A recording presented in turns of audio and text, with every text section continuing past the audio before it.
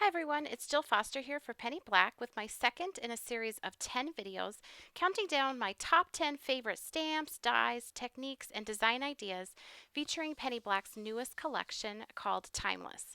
And today's video is all about springtime simplicity. So I wanted to create a set of cards that really embrace just a lot of white space and bright fresh colors and florals, and that's what this video is all about. These cards also feature a very stylized method for coloring in the images. So there isn't a lot of actual shading going on for each flower itself or each leaf itself, yet it still has a finished and dynamic look. And what's great about this is if you're new to stamping or you're new to painting or watercoloring, this is a great way to really feel a lot of success when you are doing this. I also think these have a nice modern look to them and are really fun and satisfying to create. So before we begin, I just wanted to mention that the full supply list for each card with all the paint colors and stamps and everything will be listed up on screen at the very end of the video. So if you want to check that out in more detail, you can just hit pause when those pop up at the end of the video. So to start with, I am stamping our Harmony stamp, and I'm stamping this onto a beautiful paper, and this is Arch's 140-pound rough watercolor paper, and that is one thing I recommend if you want to make a set of cards like this that are very simple, is pick a paper that has some texture to it, that has some beauty to it all on its own, and that will give everything a really nice finished look and also kind of a high-end stationary sort of look to it. Because this paper has a lot of texture to it, I am stamping in my stamp positioning tool in the Misty. I'm inking my stamp with VersaFine Onyx Black ink, and for a couple of the flowers I'll also be using an Acorn Archival ink, and those are both great stamps, or inks, excuse me, for watercoloring and for capturing the detail of the images. So next I'm going to stamp the Bouquet Ballet image, and I went ahead when I created this set and I did all of my stamping first, and then I moved on to do all of the painting. And I like to make cards like that sometimes, where you can do the stamping and then come back to it at a later time and do all of the painting. Another tip I have for you if you want to make a set of cards in this style, when you're doing your stamping, is stamp part of your image off the edge like I've done here on this particular card. You can also sort of twist and rotate the stamp to create a border along the edge, and this gives your stamp a totally different look. So it's a new way to use your stamp as well.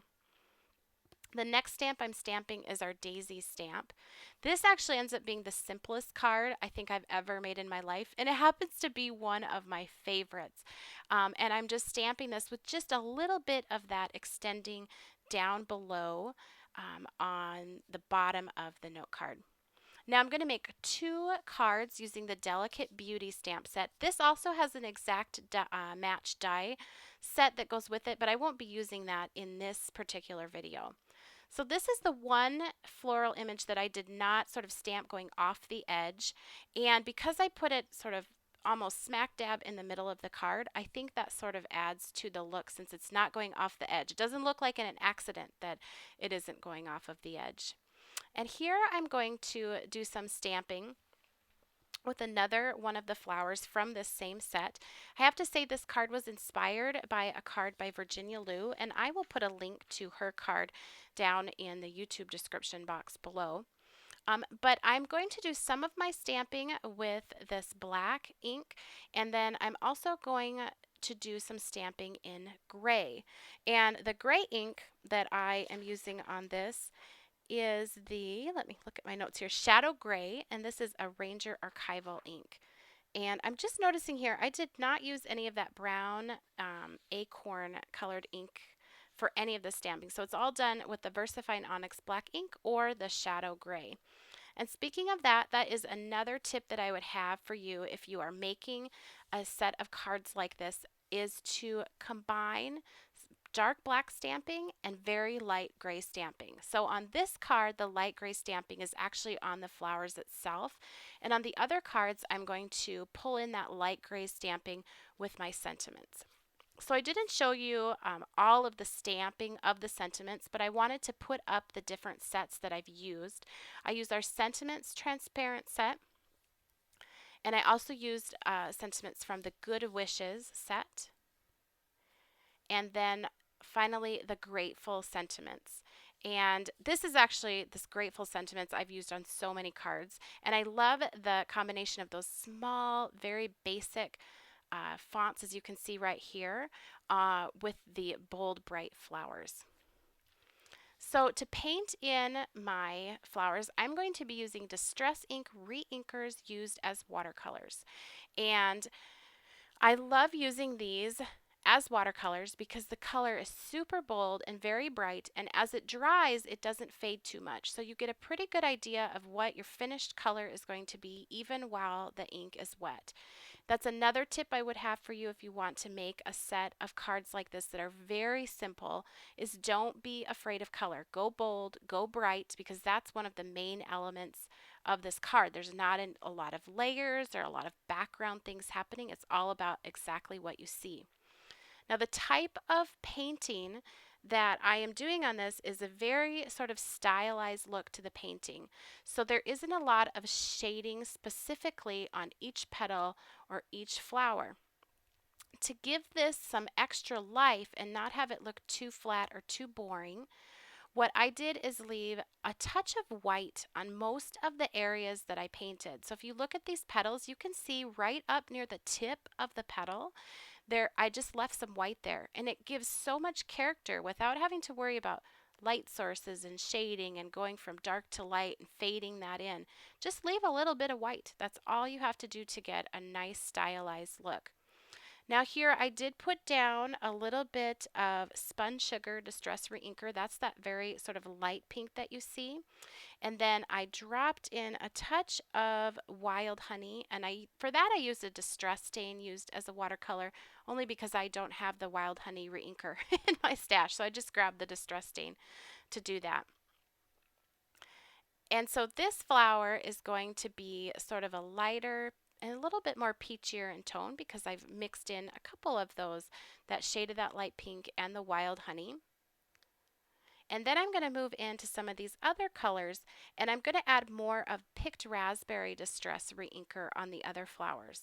So again, to add interest to such a simple card, you don't have to add the shading specifically to each petal and each flower. But if you have some flowers that are light, some flowers that are darker, you will get that visual interest that gives things a finished look. You can see as I'm painting this in, I am going with that stylized look and leaving areas of white. I mostly just do it around the edges of the petals. I find that's the easiest way to do that, and I like the look of it. So I've put on that Picked Raspberry color, and while it's still wet, I also picked up actually a little more of that to add into this first flower, just so they tied in together a little bit better. And that's still wet, so I can sort of mix that right in. And then I can pull in more of that Wild Honey Orange and just kind of splotch it on in some other places with that Picked Raspberry. So on this particular stamp, I've left that one larger flower in the lighter pink, and then these others are going just a little bit darker pink. And my touch of gray in this comes from that sentiment stamp that you can see sort of peeking out there a little bit.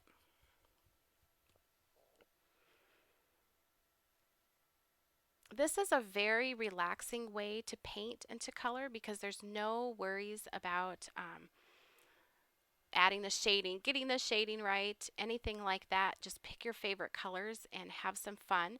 It also goes very quickly. So if you need a card in a time crunch, or you just like to create several cards or create them a little bit faster, this is also another great style or technique to go for.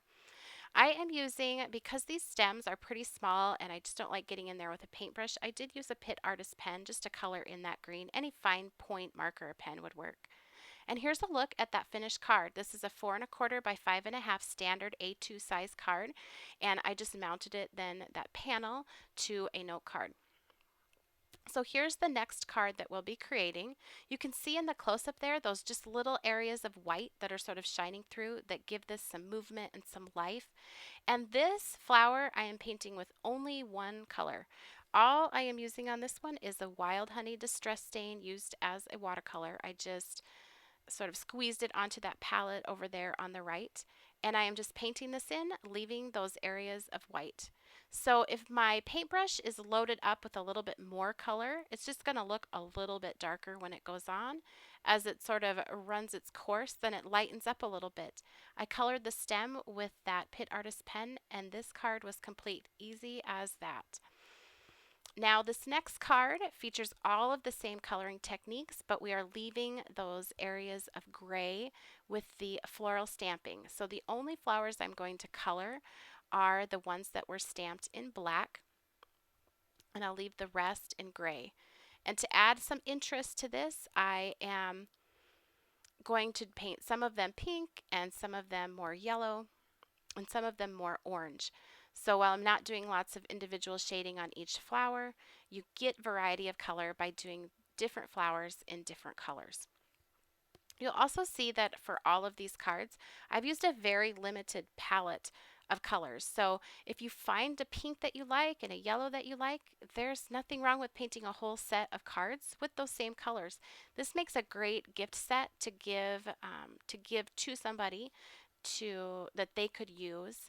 It also has that sort of modern look, so it could be given to someone younger, or if you're a card maker and you're looking to maybe rope your kids or grandkids into making cards with you, this might be just a great way, this style and these techniques, to sort of rope them in and have them give it a try. And I'm just going in and adding more painting, and I continued with that same technique all around the card, and it is finished. So like I said, the daisy card that I made is actually like one of my favorite cards ever, and it is the most simple card I have ever made. One thing about making very simple cards like this, the quality of the art of your stamp is really important. And these daisies have so much beauty and movement, the way that they're arranged in the group of three, all of that adds so much to your design without you doing anything at all. And so on this, all I did was paint the centers of the daisies and the leaves. And I used, I think, 2 colors of paint to paint them in. I left that white space as I painted the center sort of haphazardly around the outer edge, and also left some white on the leaves. And the card is complete. Here's another look at that very simple card. And again, on that one, I stamped the sentiment in gray.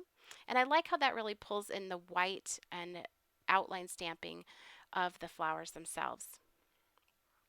And here is another card. This is the one where I created that border using the bouquet stamp. So I'm going to follow all of the same techniques in painting this one. One way on this image that I added some interest to it was to paint the leaves in 2 different colors of green. So each leaf that I paint only use 1 color of green on it, but I use 2 different colors of green. I think that makes sense. I think it'll make more sense when you see it. So some of the leaves have more of a lime, natural green color, and a few of them I threw in just a little bit more of a turquoise color. That was with the Evergreen Bow Distress Ink Reinker. And so that just added a little bit more visual interest to this. Now the big flower I'm painting in the darker pink, that picked raspberry with a little bit of the wild honey sort of mixed in. Again, leaving those touches of white mostly towards the outer edges of the petals. And those touches of white, for me, I think they look better when they are not uniform. So don't worry about it being exactly the same amount or the same distance away from the edge, or if you happen to go up to the edge, no big deal, catch it on the next petal. It just gives it an artistic look and that life. It does not need to be uniform in any way.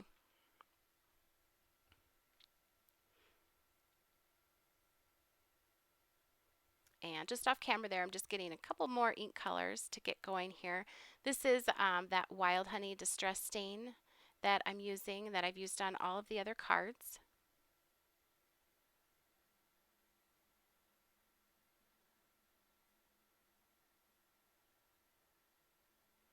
Also, these distress reinkers are a fairly transparent ink. So if you paint something and you're like, oh, that's just not dynamic enough or it's too light, it's totally okay to just go back and add another layer on top. And with each layer you add, if you don't use too much water, it will just get darker and darker. Here I am just grabbing barely a touch of that spun sugar and I'm painting that onto these little flowers. I wanted sort of the same colorway as that darker pink, but in a much lighter color.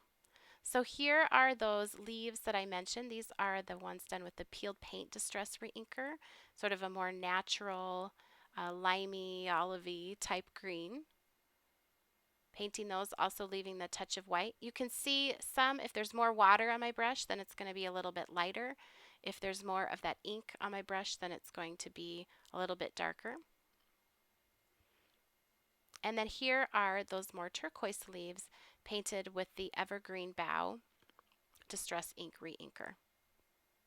And I really like the look of those mixed in with the pink flowers. Another variation you could do is to do some blue leaves. I've seen that on some different things like on bedding and different fabrics, and I love the look of the blue.